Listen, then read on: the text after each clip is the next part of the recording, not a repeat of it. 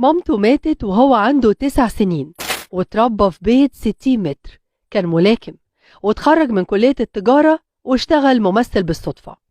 قعد 4 سنين من غير شغل، وحبيبته الأولى سابته وملوش في البوس ولا المشاهد الساخنة، ورؤى فتاة أحلامه، وعمره ما خاف في حياته إلا من برنامج خلف الأسوار. أسرار لا تعرفها عن أحمد العوضي. اتولد في عين شمس وعنده أخ أصغر منه، وباباه رباهم بعد ما مامتهم ماتت بدري. كان طفل شقي وياما خد علق من والده اللي علمه أكل اللحمة نية عشان يجمد قلبه على الدنيا. وفي أولى ثانوي ابتدى يلعب بوكسينج، وبعد الثانوية جاله آداب إعلام عين شمس في التنسيق، بس ما حبهاش وحاول تجارة خارجية حلوين، ومصروفه كان 80 جنيه في الشهر. وفي الفترة دي كان مجنون تمثيل ومهووس بنور الشريف، وطول فترة الجامعة بيمثل في المسرح.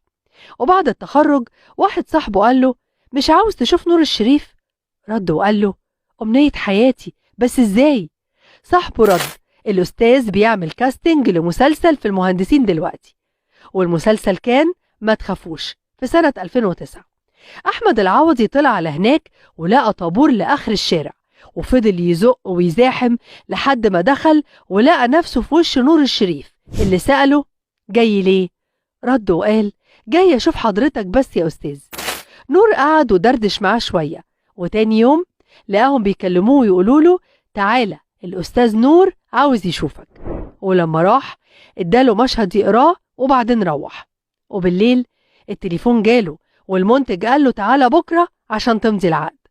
وطبعا كان كل خياله انهم مشهدين 3 ويبقى شكرا يعني، وبيتفاجئ انه هيعمل واحد من اهم الادوار في المسلسل، وهو دور ابن اخت نور الشريف. والفرحة ما كانتش سايعاه، خصوصا ان نور قربوا منه وبقى الفتى المدلل عنده. وبعدها خده في مسلسل الدالي 3، وفي نهاية التصوير قال له: انت هتبقى نجم يا احمد. والكلام ده كان في 2011.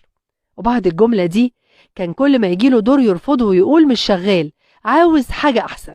وقعد في البيت فترة طويلة، ومن زعله راح لنور الشريف وقال له: انت قايل لي هتبقى نجم، بس ما حصلش.